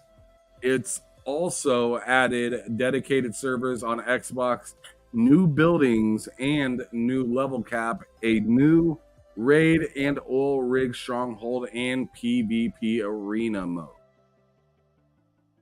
So, obviously, they haven't announced yet when this is coming to Sony. It's coming at some time soon. I'm assuming if they're partnering with them. But of course, Sony, with their due diligence, which isn't a bad thing at all, probably wants to make sure that this thing is neatly wrapped before it comes out to give to other people. That makes sense. So with that being said, what do you kind of think of the new kind of partnership? And do you think this has anything bad or good implication wise for Xbox and or Nintendo? And I'm gonna go first to you, Matt. So I don't want to hear what Cody say. I think it has bad implications for Xbox or Nintendo. No, not really. I don't think it has any bad implications. I mean, like, Nintendo's already, like, they did their thing. They said what they said. Like, they kind of, quote unquote, threatened legal action. Didn't really follow through with it because they can't. But so I don't think Nintendo's at the point where it's like, I think that ship has sailed for them. For Xbox, no, because Xbox got. I mean, they've had the game for what? When did it come out? Like late last year, early this year? I can't remember. Yeah, it came out January this year. Yeah, so like they've had the game for a while now. I just kind of wonder, and I know that article sort of talked a little bit about it. I just kind of wonder why it wasn't on PlayStation. Especially, I mean, looking at this whole partnership now and considering that. Is it because, is it true that PlayStation doesn't allow early access games on their platform? You rarely see anything in early access on a PlayStation. I'm not sure if it's that they don't allow it, but I think they're very selective. Very selective. Like, it has to be like a damn good build for it to be in early access on PlayStation. But I like to think about it, like, I don't remember the last game that was in early access on PlayStation. Same. I have no idea what last game that was in early access on PlayStation. So yeah, I mean, I don't think it has any negative implications for Xbox or Nintendo. It's just kind of weird. It's just kind of weird that you're developing this partnership that I don't think anyone really understands and probably won't for a while. But all the while you're doing this, the game isn't even available on your platform. So I mean, who knows? Maybe it comes later this year. Maybe, I don't know, but it's strange. I don't think it's anything bad. It'd be a good idea if it came out like the holiday season. I think Yeah, if it came to Sony during the holiday season, I think it would help sell PS5s. I do. it would, especially because they have the partnership. Like they can throw branding, like they can throw Power World all over PlayStation if they're working that tight with them. So like that's another another hit of virality for Power World, and it's also a hit of virality for PlayStation if they coincide them together like that, especially around the holiday season where people are buying new shit. That could be big for them. Could be big. All right, Cozy, I wanted to hear what you had to say. I was just joking earlier, of course. But I don't think it has implications for either of them because the people who are playing Power World on Xbox are already playing Power World. It doesn't do anything that Pokemon does. There are games that are closer to Pokemon that do better than what Power World does. Namely the creature capture, raising, taming, fighting aspects. They're completely different. So you'd have to be able to do that same thing. This seems more about because when your game is hot, you want to get your merchandise out as fast as possible. You want to get that merch. You want to keep it in people's minds. So this collab would be good for that. Getting people to buy stuff to consume. And so I think it's really good because they're not like the world's largest company where they have like all the resources to do that on our own. They have to partner with someone to do that. And that also probably means it can come to PlayStation sooner and give the game another boost. No doubt. And all right, so I like that thought. In my opinion, Power World working with Sony, I mean, this just pushes them to be more known a lot faster. Like partnering with Xbox, I thought was a good idea for Pocket Pair because they know that they like to do things in early access. Xbox loves to make sure that, hey, we got your stuff and we'll support you early. Like that's Xbox's thing, right? And so it was very smart of Pocket Pair to get out there, make sure that they have something ready for Xbox to go on ahead and take that. And then with that happening, it of course makes people across the counter look. And those people across the counter, I mean, are Nintendo and PlayStation. And they're looking over at people playing it on a console and being like, well, why isn't that on mine, right? Why isn't that on mine? Well, it's seemingly coming over to PlayStation. Now you have something to be excited for, and PlayStation's taking what they do best, which is marketing, and putting this game on the forefront of, you guys should definitely check this out. This is something that we give our seal of approval on, which is another, level up from, you were early access in Microsoft, which had people, scratching their jaws a little bit, being like, I wonder what this is. And then once it blew up, and then Sony says, hey, seal of approval, we like it too. Well, now it's going to get even bigger. And when you start to see it in stores, GameStops and whatnot, where you can just buy, I don't know, the big electric guy or whatever, something like that. I know my daughter would fucking flip out if I got her one of these things because she loves Power World. She plays it at least twice a week when she's home. She's not home right now, but like when she's home, she plays that game like at least twice a week. She doesn't have any idea really what she's doing other than making the PAL box, making a house, and making PAL spheres, which I'm proud that she even knows how to do all that because it's a very crafty game, kind of like an Ark Survival Evolved. So if you can pick up just those basic things as a kid and keep it pushing, you're gonna have fun with this game, and it's gonna grow on you for a long time, right? So so I just think this partnership for Pocket Pair is extremely lucrative, and then for Sony, this was just the right timing for them to step in and help out. because I'm sure they're looking at this and as I said earlier, big FU to Nintendo. Now we have our own Pokemon kind of game. I think that's the way that Xbox and PlayStation is looking at this. Is, hey, we can both cash in on what Nintendo's been doing alone on their own for a while. Whether it's not the same or not, it's close enough for them to feel like, hey, we finally got a little something. I know that there's like Cassette Beasts and other games out there that do similar stuff, but this one exploded. And that's just the fact of the matter. But anyways, let's go on ahead and go to the next one, which this is going to be our last topic for this evening. This next one is kind of a hard-hitting one. I think everybody would have a little something to say about it. I don't really understand why Yo Gotti is over there in the corner at Forbes, but okay. This next topic is you don't need an Xbox to play Xbox. Microsoft says plainly in new ad. So let's go on ahead and scroll down to the new ad because who wrote this? Paul Tassi, of course. This is Forbes. Let's go on ahead and check out the ad for ourselves and I'll probably just let it replay over and over. Why is this full screen mode unavailable here? This is silly. Fuck it.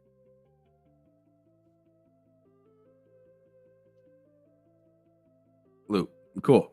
So here's the ad. Let's see. Is anyone there? Hello?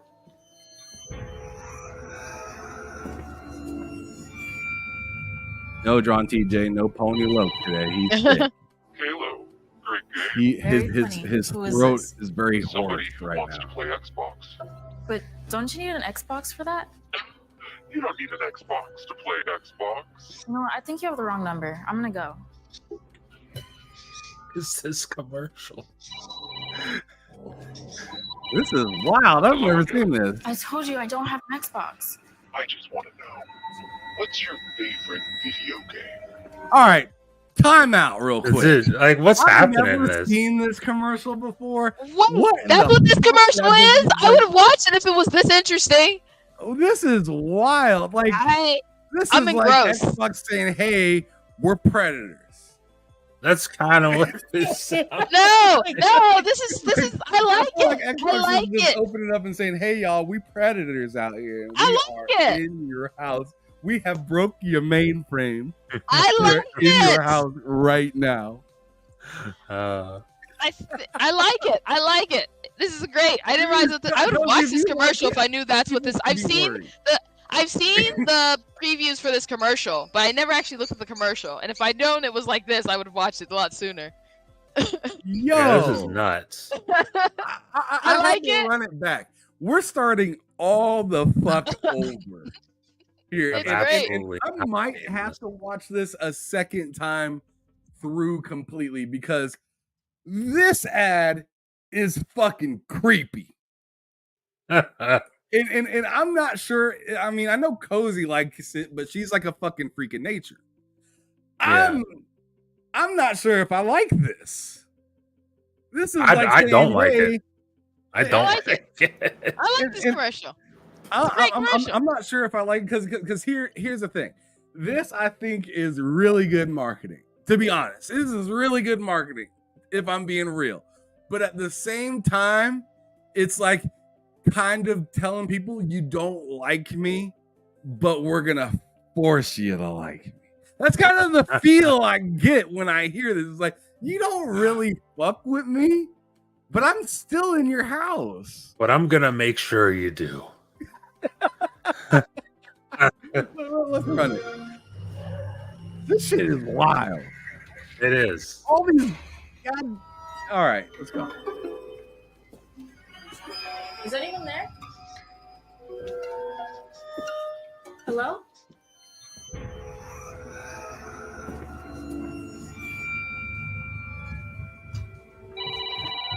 Hello? Halo, great game. Very funny. Who is this? Somebody who wants to play Xbox. But don't you need an Xbox for that? You don't need an Xbox to play Xbox. You know what? I think you have the wrong number. I'm gonna go.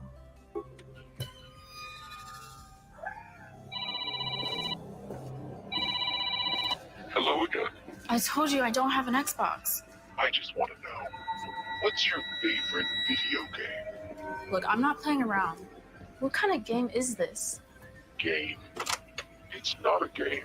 Yo, like, all right, like, hold on. Let's hear a gun get loaded.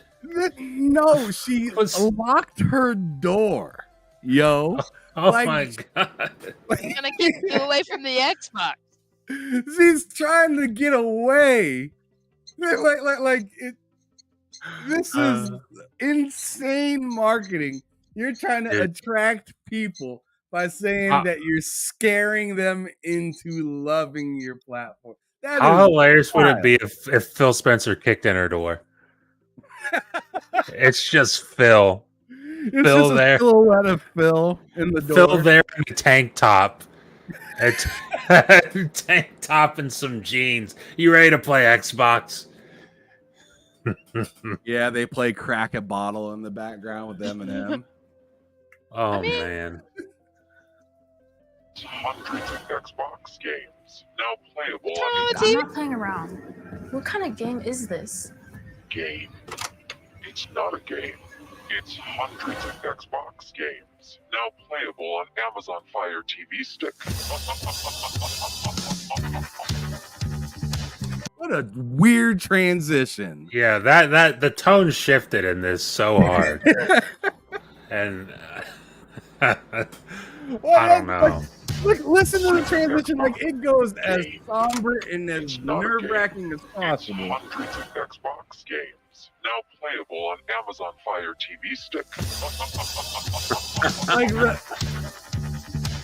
the voice, the creepy voice turned into sounding like a grandma. Amazon Fire TV Stick.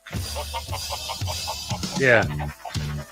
Like, you would think a grandma was holding on to the goddamn CD or something like that. So, what's like with the voice? Oh, my voice. Is that better? So, wanna play? I knew it was a woman. Man, I knew that's it. nuts. I knew That it was is a goddamn nuts. woman. Fucking Sarah Bond over here sounding crazy. Yeah, that's Voice. insane. Oh, my voice. Is that better? So, wanna play?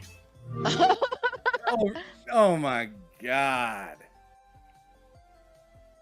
Yeah, yo, Umbra said that shit sound like Darth Vader slightly, like straight up. Yeah. I'm gonna go on ahead and just let it play in loop. But like, first of all, let's talk about this fucking commercial. That commercial was fucking insane. I don't know who had the idea to come up with to broadcast that, but they need to be looked into. They need to be looked into. Cause that's nuts. The transition from like dark, ominous, just creepy to like now we're playing dance music. Now we're playing dance music and you're playing Xbox because you listened. Because you listened and you're good and you're gonna play Xbox. Because like it's a creepy commercial. That's creepy I'm commercial. gonna go right before Cozy goes. I'm gonna go ahead and say, because I was telling you I wasn't sure if I liked the commercial. I'm gonna flat out tell you I do like it, and here's why. Here's why I like it. It kind of reminds me of the kind of old school I don't give a fuck what you think Xbox kind of was. I can see that back in the day. Because if you remember Xbox commercials back in the OG Xbox days, even the 360 days, they were aggressive. Yeah, they were unhinged. They were aggressive. They were sometimes uncomfortable. They sometimes didn't even get aired because they were so inappropriate. Mm-hmm. Yeah. So I'd rather have, I'm right there with Sour Blow. I'd rather have this than nail polish and cookies and shit. Hey, don't knock the nail polish. Don't I give a use fuck. that nail polish for a cosplay. Keep that as like a picture ad. That doesn't need to be a video ad. I'm saying this was creepy, but it was like let's be honest. We would not be talking about this commercial right now if it was generic. No. There'd be nothing to say if they just said Xbox You don't need an Xbox. Play it on a Fire Stick, and it just had the Xbox like turning on sound or something like that. We would already be talking about the other half of this topic. But seeing that they made it like this, now it's kind of like you're playing without an Xbox, but what the fuck did I just watch?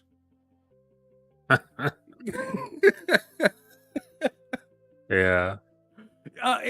Ray Chi throws a fact right there. He says it's less creepy than the PS3 commercials. That is a fact. Yeah, the PS3 commercials were like, I don't know what they were on making those, because those were like, they were Remember nuts. That crying baby? Yeah. There was one like in a room with like posters plastered around him or something. I don't know what it was, but he's just a crying baby. Ugh. It was just like weird. a freaking out crying baby it looked like from fucking Toy Soldiers or something. Yeah. Like and that the eye was twitching, right? Right. They had the eye twitching. They had the Rubik's Cube commercial where it was like, yeah, all the, the Rubik's Cube went to all the colors correct on each side, and then it just like vomited on the walls. Oh yeah. Yeah. I remember that. Like they had some weird ass PS3, like the PS1 and the PS2 commercials were weird, but they're weird more like this compared to the PS3 commercials that looked like they were taken straight out of an insane asylum. Yeah, the PS3 commercials were like abstract art versus your this interpretation is is what it is. But Yeah. it ain't really anything. Exactly. All right, Cozy. So you see this commercial. You're our resident creep.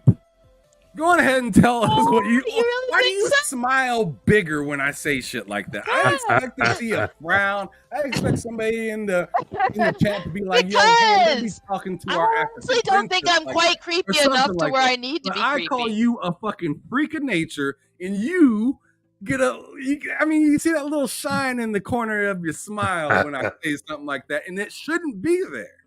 It's a little I'm gremlin. the resident creep, and I take pride in that.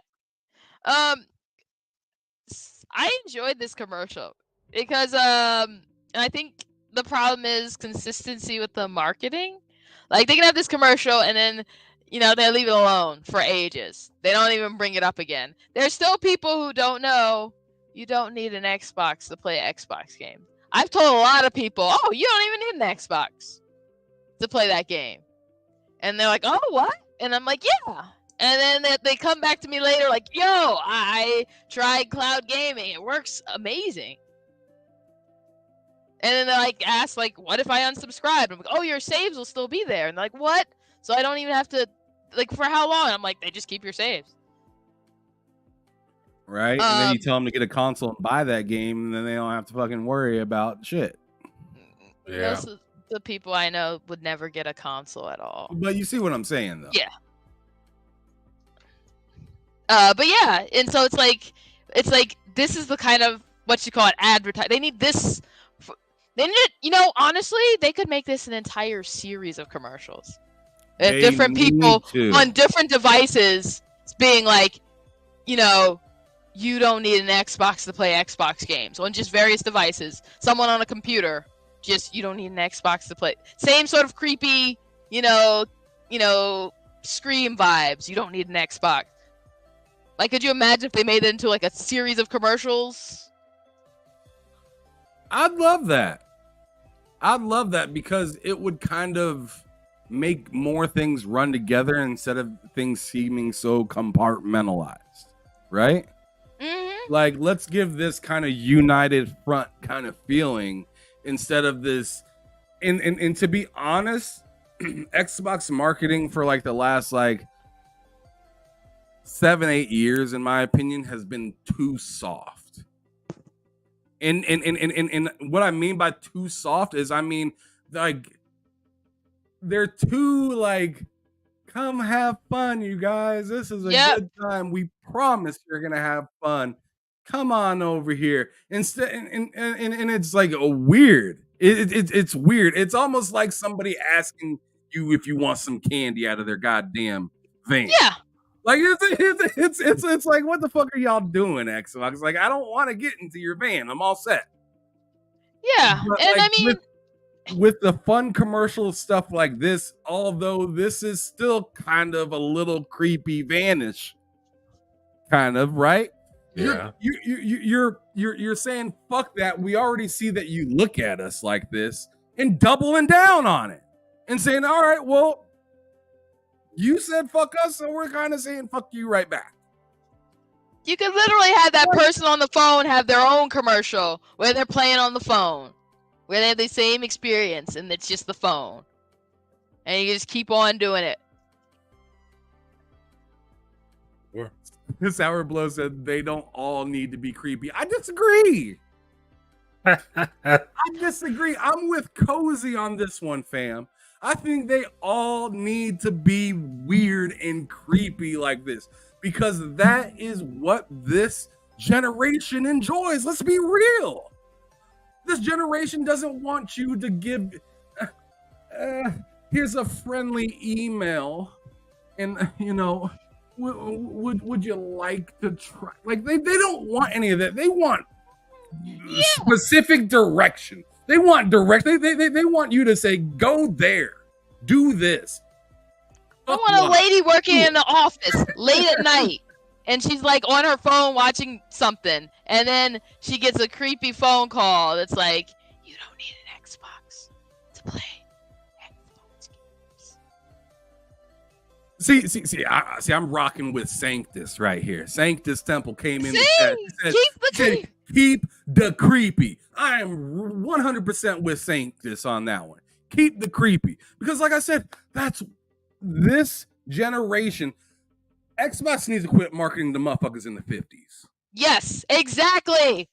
Market to people that this is for. Like, these products are not for the older crowd. These are the younger crowd that aren't going to be super attached to your physical box. You're right. The more awkward, weird, but still fun you can make this, the better. That's what people like. What do you think people are going to TikTok when me and Matt are deciding to watch something fun at the end of the night? What are we watching? Some weird ass fucking shit from YouTube. Some Explore with Us. Some shit that is not everybody's cup of tea. But that's what makes it fun, and that's what makes it entertaining for us in particular. We look at other motherfuckers, what they watch, and shit, I scroll my goddamn Twitter, and I'm like, these motherfuckers is freaky. These motherfuckers is freaky. They're weird. They're nasty. They got all types of shit to say. They ain't got no problem letting shit off of their chest. So it's just like, Xbox, why wouldn't you want to take that same direction? And with this commercial, it's kind of like an introduction, in my opinion, of what Xbox could do going forward. I'm not saying that they're gonna do it, but I think that shit like this, awkward, weird things that kind of give you a little bit of nostalgia but are fucked up a little bit too, is good. Everybody looks at this and the first thing they think of is Scream. Yeah, true. So like, you're still playing with the nostalgia, people, but it's brought forward with of today's stuff, and that's great marketing right there. So I need them to continue with this shit instead of begging and pleading people to play with them. People will come if your shit's good. You just have to make it look good. Like the here's a weird way to put this. Y'all ride with me just for a little bit. But it's just like, the person that comes to the club every week, right? You look at them and you're like, you're good looking on the outside, but once I get in your crib and kick it with you, I see why you end up at the club the next Friday. Because don't nobody really want to fuck with you. This is the opposite, in my opinion. Where people are looking at you and they're like, I don't really want to rock with you. But then once they get into the crib and they're like, oh, oh my God, y'all got all this? Most people that jump over to Xbox get that feeling. Like, I didn't want to be here, but now that I'm here, it's hard to leave. Yeah. So how can they make that second part match the first part? Or, I mean, excuse me, the other way around. How can they make that first part match the second part? How can they be a good look, which I think this is what that commercial is. It's being a good look, and then once you get in the house, you're like, oh shit, y'all weren't fucking around. That's kind of the way I look at it. Yeah. Anybody got some thoughts before we get ready to do outros? Nah, man, I'm good. Let's see. Sank just says in the chat. All right. So first of all, let me catch us up a little bit on this. So Infinite Umbra said, "Don't come in here with that energy." Sank this Temple. Just kidding. Whippersnapper. And she says, "I want gaming to haunt me, where all I do is stay up late and play." LOL. At Infinite. Xbox is saying they not like. Oh shit! The only one that comes in black. My ass avoids the spooky stuff. Hey man, I ain't avoiding this. I want to see some more of this. This shit is funny. This is the kind of shit that you talk about outside of just what the commercial had to represent. And that was a surprise to me. That was a surprise to Cozy, obviously, just now. That surprised the piss out of Matt. Look at him. He's still lost. I don't know what I watched there. I mean, and I wasn't sure if I was rocking with it up until the end. Then I was like, okay, sure. Like, I could see where you have to kind of spin it. You know, it could it have been smoother? Could they have made an even better commercial than this? Absolutely. But this is a good start. This is a good start in mixing fun with your purpose. This Any is last better. thoughts, No. I'm sorry, Matt. What were you saying? I was gonna say this is better than them not marketing. This is definitively better. They did it. They made it creepy. They made it fun, and I think it is more reminiscent of older Xbox, of an Xbox that we thought was gone. It's more reminiscent of that Xbox, which is interesting. It's interesting to see. Final thoughts, Cozy. No, you've heard my thoughts. I think this is good. I'm just hoping they don't drop the ball and they give us another one. Give us a series of commercials. They need to really hammer down. You don't need an Xbox to play Xbox. Absolutely. All right, y'all. Well, thanks everybody that came through to watch the show. Don't leave too quickly quite yet. I'm gonna have the brother and the sister do the outro for themselves real quick. So first of all, I just want to say thank you to those of you that continue to rock with TSWS, even though I was not around for damn near a month, and continue to rock with Matt, Cozy, and Loke and Mental when they're available in here when I was absent. So I just wanted to shout you guys out and say I'm very appreciative to you all. We do have a little bit of a switch up the way that we're doing our shows now. So there will no longer be behind them sticks unless I announce that. Like, I'll definitely keep you guys up to date on the next person that I have to interview, but I'm not doing that regularly anymore. Now we got a cadence of Monday, Wednesday, Friday, instead of just kind of all spread out throughout the week. So Monday is going to be Loke's show that usually was on Sunday.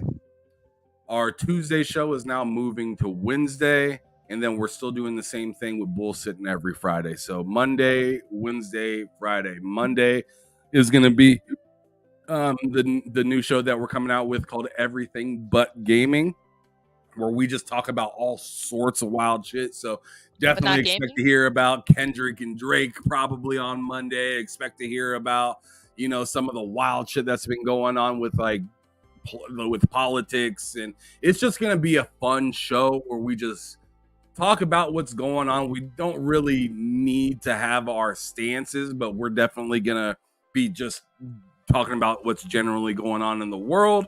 And then Wednesday is where we get strict on gaming with the lowdown with me and Loke.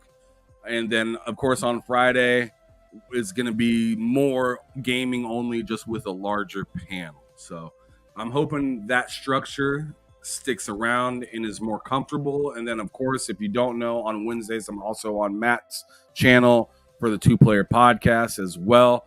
But each show is going to be during the day. So Monday for everything but gaming, 1 p.m. Central, 2 o'clock Eastern.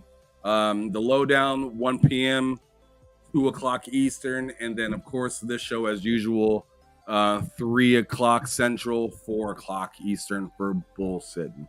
But anyways, Matt, please let everybody know where they could find you and find me on Wednesdays for the 2-Player Podcast. Yeah, so Matt Likes Games on YouTube. Videos every Monday and Friday at 11 a.m. Eastern. And then Wednesdays is the 2-Player Podcast. The new time for that is 7 p.m. Eastern. That's with myself and Ham Solo every Wednesday, 7 p.m. Eastern.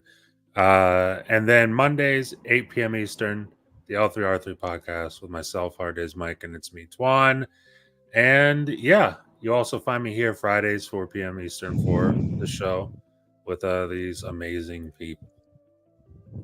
Yeah, you said that so enthusiastically. That's He awesome. is enthusiastic. That's his normal level of enthusiasm. Exactly.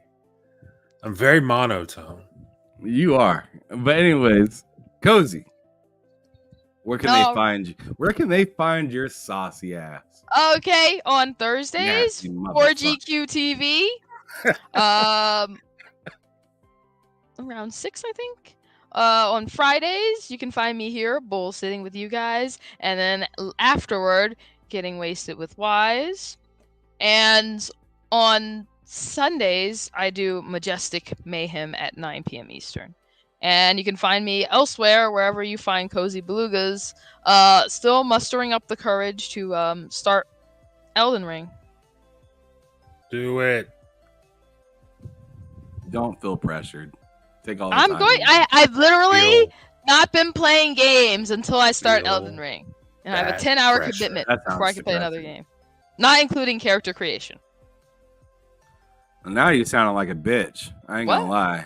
You sounding scared. Yeah.